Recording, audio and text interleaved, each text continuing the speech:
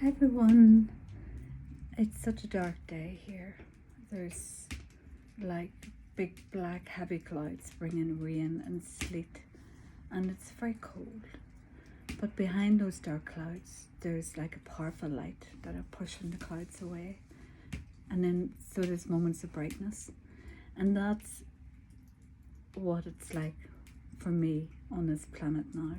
I can feel like a horrible darkness, but behind that darkness I can feel a powerful light that's pushing the darkness forward and on and out. So it is a good time to be alive, to be aligned, and us people that identify as light workers, as healers, as vibration holders, energy workers, we need to know that we are supported by the earth herself, who's going through her own changes, and we feel those, and also by the heavens. And I was amazed to hear of a little dwarf planet which is come into our solar system, and it came back into our solar system just at the edge of it in 2021, and it does like an orbit of every 11,450 years. It comes round back into our solar system. So it just came back in 2021. So you can imagine that wee planet goes out and then down out into blackness, into deep space, and then when it comes back with a message, and it's just come back in time to give us a bit of support.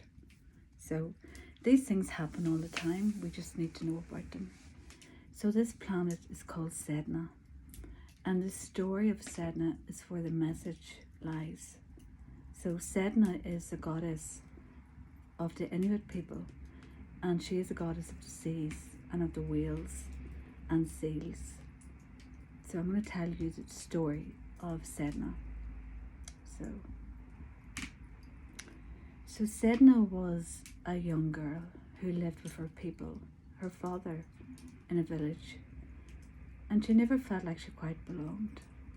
She was always feeling out of it and felt different than her other people, and she wasn't happy. One day a man came to her village, and he was like a mysterious man.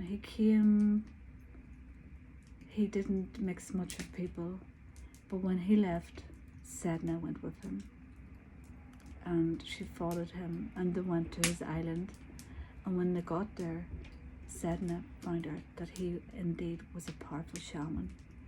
And when he took off his hood of his black cloak, she could see he was a raven shaman, and she began her lessons with him.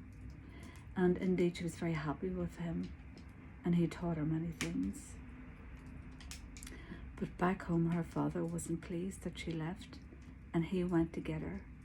And he went to the island, and he stole her off the island. And he went across the seas to bring her back to the village and her people. But Sedna called for help to the raven shaman, and he blew up a mighty wind that shook up the sea and created a storm. And her father became frightened, and he shouted out to the shaman, take her back, I don't want her, because he was afraid of dying. And what he did was that he threw Sedna overboard, and she clung on to the side of the boat, and she pleaded, Father, Father, please, please save me, because she didn't want to die.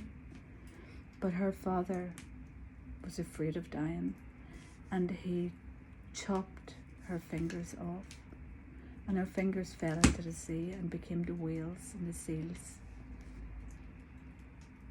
And Sedna could feel herself sinking into the water, and she knew she was going to die.